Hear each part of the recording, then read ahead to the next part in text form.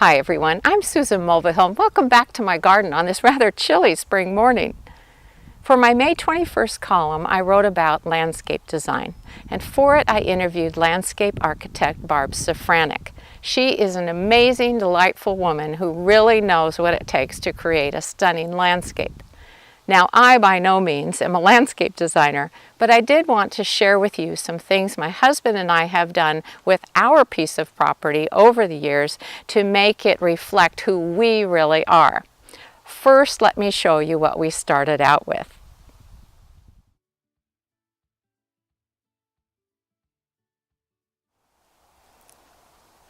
Now that you've seen what we started out with, I wanted to explain what our goals were. And that's the first thing you need to look at, goals, when you start designing a landscape or maybe redoing yours a little bit. My husband and I are both avid bird watchers, and we knew that a bare piece of property was not going to draw in the birds because they wouldn't feel safe, plus there wouldn't be places for them to nest in, places to find food, and so on.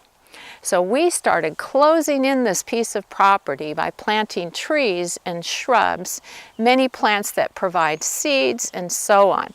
And that has made all the difference for us.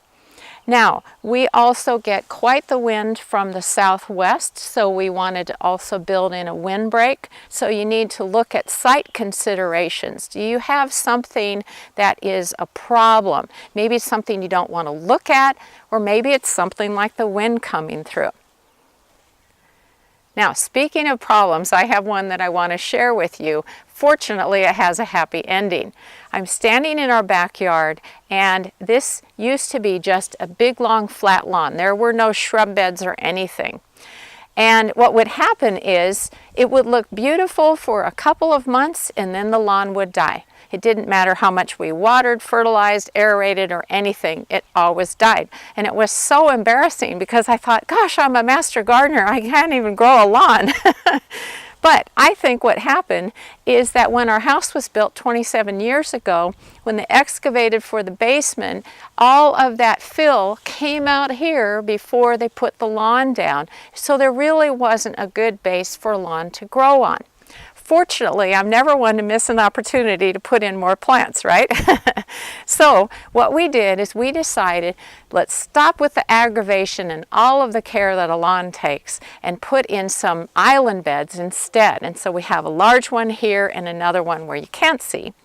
And so we ripped out the whole lawn and put in these beds and filled them with things like native plants. This is a snowberry, which provides flowers in the spring, berries for the birds to eat during the winter months, and certainly cover for them throughout the growing season. We put in other native plants behind there. We put in all kinds of perennials, and it's just a delight, and it certainly helps attract birds to the landscape. Now this is another part of our landscape that I absolutely love. This is our water garden room. And of course the pond is not looking as beautiful as I would like it to for you, but that's just because it's been so cold this spring I haven't been able to get in there yet to clean it up. But it was designed partly so that I could have a water garden and certainly to bring in the birds. Now the sound of the water coming down over the rocks and into the pond draws them in for drinking and bathing. And we can be sitting in these benches this close to the pond and they will still come in and we get to watch them, which is awesome. Now we have water lilies in the pond that bloom through the summer months. Those are absolutely gorgeous. And of course, I've got this beautiful flowering Kwanzan cherry tree. I love looking at it this time of year. The double blossoms are just gorgeous. So this is a very special place in our landscape.